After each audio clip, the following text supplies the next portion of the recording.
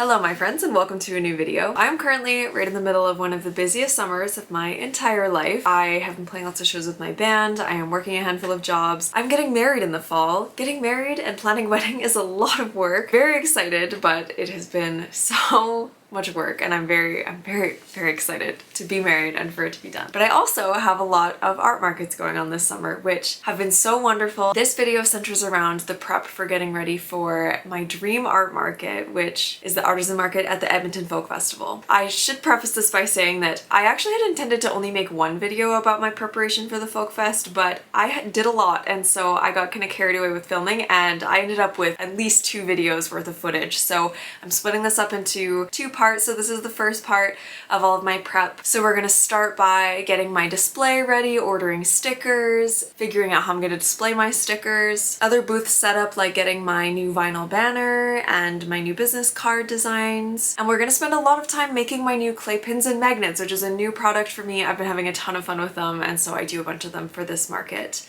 and my other markets this summer. So lots of fun stuff. It's a very good time. I hope you'll stick around and also stick around for the future part 2 when it does come out. I hope you enjoy the video, friends, and I will catch you at the end.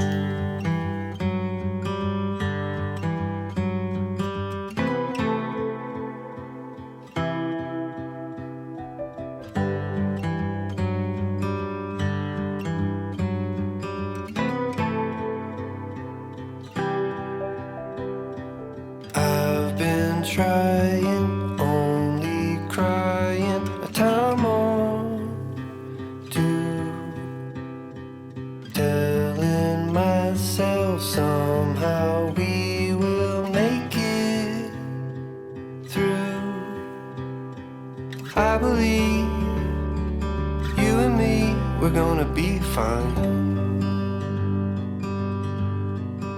The other day I made a big sticker order to restock a bunch of my stickers that I was low in stock of or completely out of stock of. There's a few of them that I just haven't had for a while. The main ones that I ordered the most of are Yeehaw, my crow boy. He sold out completely quite quickly compared to any other sticker design I've ever had, so I got 100 of those. He's back in my shop again. I got 100 of Bear Ross, my artist bear sticker. I got more of the Fungus Friends. This is a design I've restocked quite a few times now, I think at least 3 or 4. Also got this bear, the little star bear, and then of course I had to get Soup Ghost because he is a continual favorite in my store. But I've got the Daisies and Ladybugs design. This design has blown up on Pinterest. My original post of this art has so many saves, which is so wild to me. So it's in sticker form, it's in bookmark form, it's in card form on my website. Oh, and postcard. I restocked because I figure I'll want it for fall and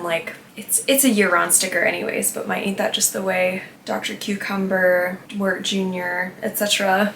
over the garden wall sticker because I hadn't restocked this one in a while, but I love him. I also just got a very exciting order in. The other day I ordered from IKEA a new pegboard because my goal is to get more vertical space in my booth space. So I ordered this pegboard from IKEA and I got a bunch of the hooks. So I'm gonna take that downstairs right now, open it up and test it out. My hope is that it will be for my stickers. It will be a sticker board to shop from, and I've also purchased a bunch of those plastic hooks to go on the back of the stickers so they'll go on the pegs. So I'm gonna take that downstairs and unpack it. We're gonna test it with the pegboard and see how it works. Fingers crossed that it is what I need it to be. Otherwise I'm gonna be very stressed out. Been saying maybe we should just be friends. All this hope lots of rope has made a mess in between everything that we had. We realized it wasn't all that bad.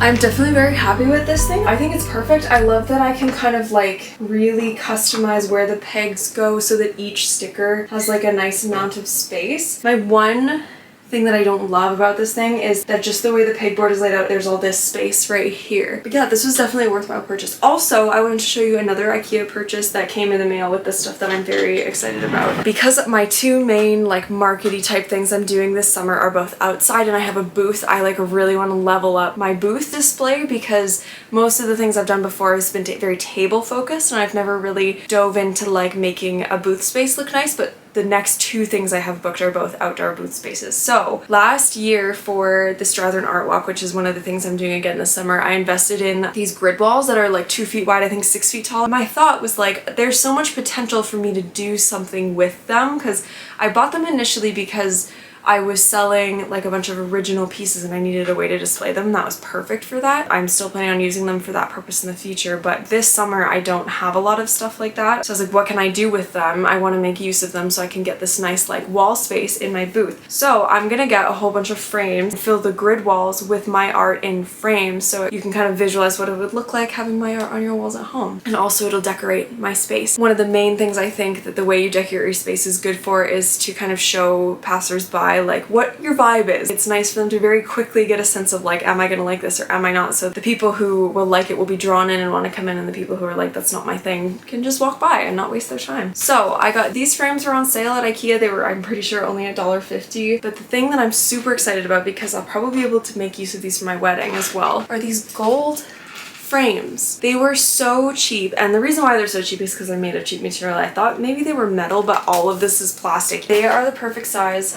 for my postcards to be displayed. My postcards have kind of become this like dual purpose. A lot of people end up buying them for like artworks for the wall, but I think regardless, my plan is to have like a bunch of these around and then some like 8x10 frames with my prints. It's gonna be like a variety of prints and postcards in all different sizes and of frame and stuff, and I think it's gonna be like a really fun, little bit like eclectic, cute vibe for my store. So yeah, I'm excited about that. I think it first opened them, I was worried that they'd be too small, but I think this actually is really cute for the postcards.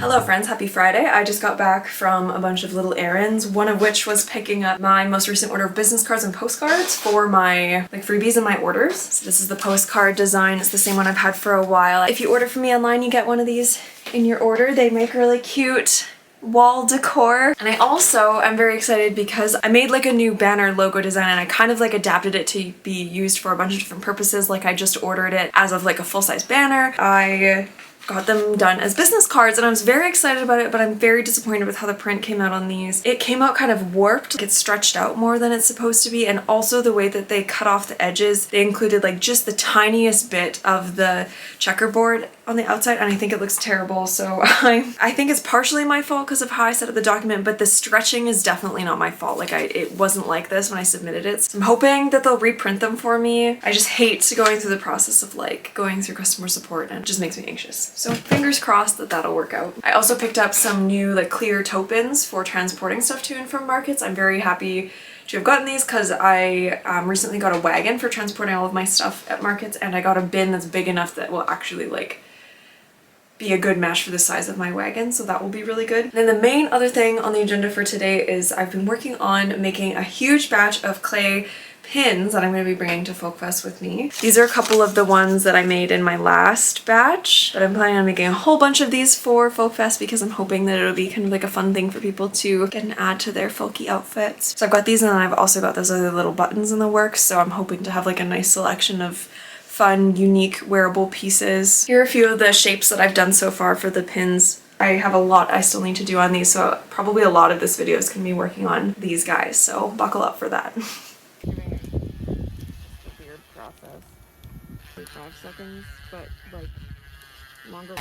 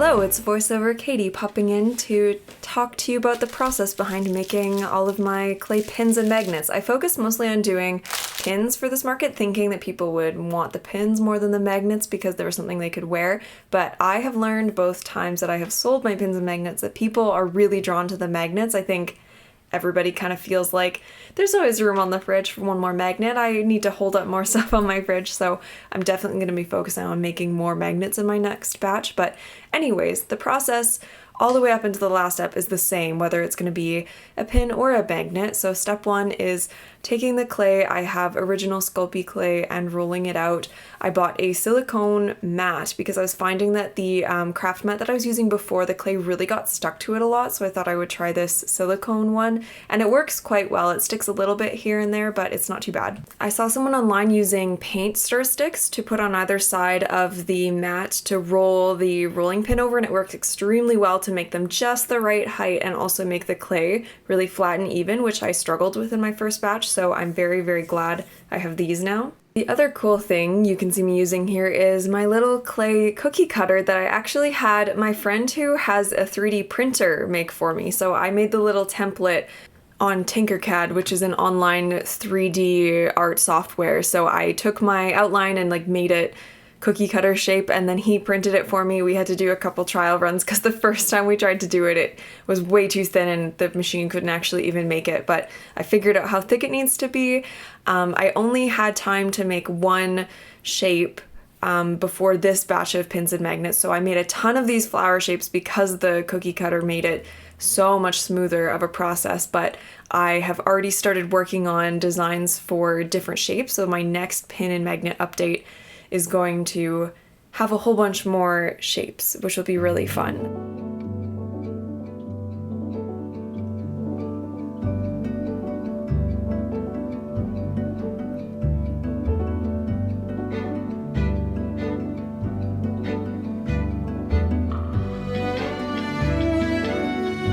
Hello, happy Friday. I don't have a ton of time for market prep related stuff today, but I did get my banner in, and I think my stamps are in here as well, so we're gonna crack this open and check her out. Oh my god! This is so good! Oh my goodness. Ah, it's so cute! It's cuter than I thought it would be. It's crazy to see it this big. Oh my gosh, I love it. This made me feel like I feel like such a professional. Like only professionals have these things, right? Oh my gosh, I love it. I love it so much. I kind of want to just put it up somewhere and Kelsey will come home and be like, wow! But I'd have to hang up pins or something. Okay, I was like, are my stamps in here? They're at the bottom. Actually, let's go upstairs and I'll stamp these on something. How am I to know which way is up? I didn't think it was gonna work and I missed doing it on camera. Look at it! It's so cute! Okay, so you need it to be totally flat. Oh my god! Ah, so cute! I'm so happy with them.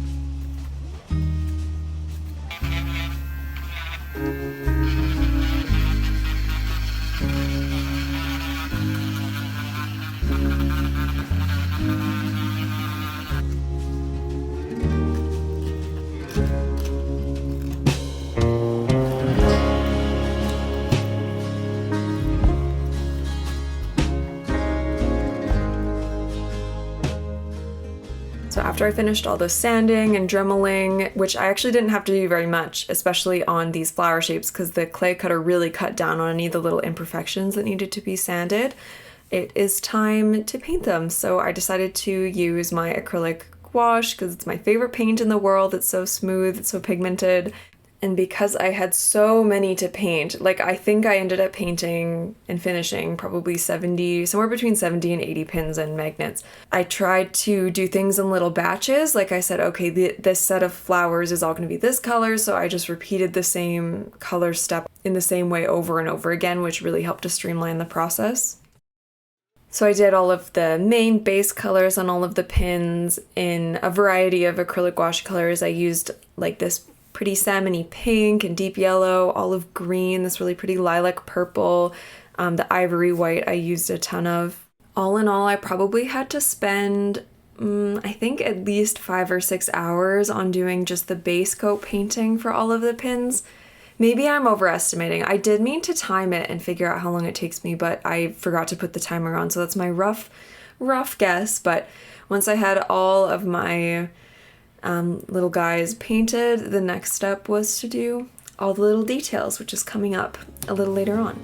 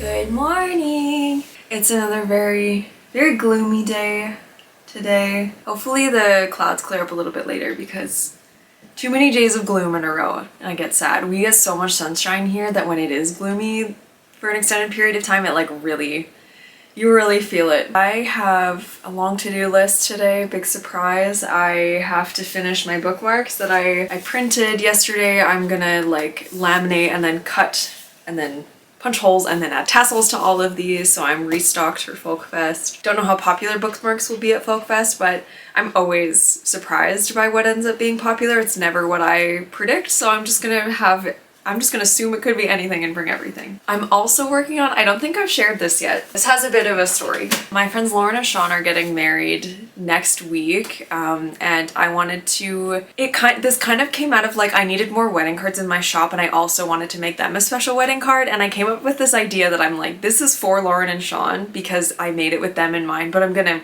like have it available to buy in my shop because I think other people will love it. Lauren loves frogs, so I drew them as like wedding frogs. I drew this on my iPad, I traced it, and then I painted it in watercolor because I wanted the like natural watercolor look, and now I'm gonna scan it into my computer and like finish the illustration digitally and then add it in. The card says cheers to the happy couple. That's gonna be really cute, I think, but it has to be ready for next weekend, and then Folk Fest is the weekend after that. So gonna hopefully finish this, maybe get close to finish with this today. I think I might go to the art store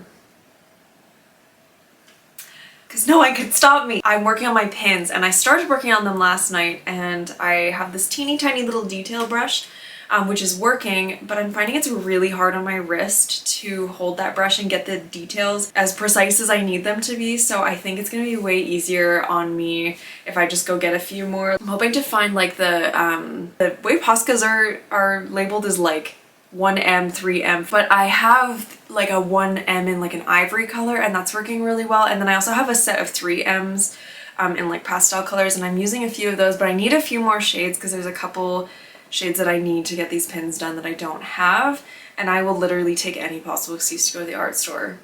So I am going to therapy this morning, and then I think after that I'm gonna drive out to the art store and pick up some of those and try really hard not to buy anything else, but I might buy a few more paintbrushes because I could probably use some more really thin ones. And like I don't know. You just can't have too many paintbrushes. Yeah.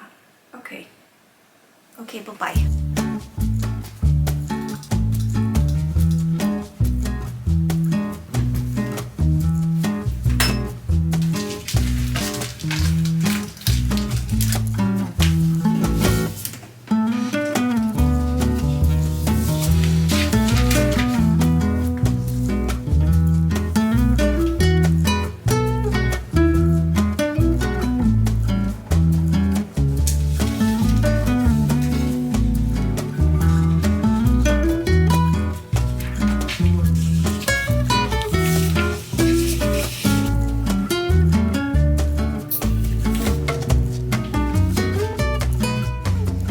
From my car. I went to therapy and then I took myself to the art store because that's also therapy. I bought way more stuff than I went there for. I went there for a couple of Poscas because I'm working on my clay pins and they need little details. So here's what I ended up with for marker pens. So from Posca, I got the beige colored finest, like the 1.7 tip, because I really like the ivory one. I got the khaki green. I got this light green in the 0.7 tip. What I really needed was the neutrals, and I'd initially picked some up from Posca, but then I found some nice neutrals in these other brands. From the Pebio brand, I don't know if I'm pronouncing that right, I hope I am. I got like burnt sienna color, and also from Pebio I got a ochre, which is like, I use ochre all the time and everything. This other brand called Montana, she told me a bunch of stuff about them and it went over my head because I was absorbing way too much information all at once. But this one is, it's called like sharp yellow, I think, but it's like my orangey yellow. And finally, for the acrylic marker part of the haul, I got, what is it? This one is just light brown, I think. The names are not very clear. So we'll test them out when I get home and I'll show you that too. But then I went into the acrylic paint aisle because I can't not. Holbein acrylic gouache was 45% off retail price. I got these. I decided to restock because I just restocked my dark yellow in the larger size of the Holbein acrylic gouache because it's my most used acrylic gouache color. Normally, like when I get it from other art stores, the like little ones, the 10 milliliter bottles are about $10, okay? Sorry, no, those are the 20 milliliters. These are 40, so double the size. And I got these for $10 with the discount, which is crazy. So anyways, just an amazing deal. So I got these 3 colors. And then they know how to get me because right by the till, they have the Faber-Castell rack set up. And if you watch my recent video on my like art supply haul for my birthday, I bought a couple more Faber-Castell brush pens because I've been very into them lately, and I bought 4 more of them because I have no shame. They're only $2.65. It's so easy to be like, buying myself 4 pens is the same as buying myself like 1 fancy latte, and I can tell myself that I'm gonna buy myself 1 less fancy latte, and it balances out. So I got like a coral pink one, this like warm blue, this like, it's called, I don't know how to pronounce this, sanguine, and a nougat. So now I have a whole bunch of these brush pens. So that's fun. I'm happy with my little haul. I spent even more today than I did for my like birthday actual present to myself haul, but that's fine. It's a tax write-off because I'm an artist for a job. So it's fine. Hello, just popping in for a little marker update and then to give a little send-off for this video. The acrylic markers were great. For the most part, I'm still not totally happy with the colors I have. I'm still on the hunt for some good, like, earthy, neutral colored acrylic markers. If you have any leads on that, hit me up. I would love to try some other brands out.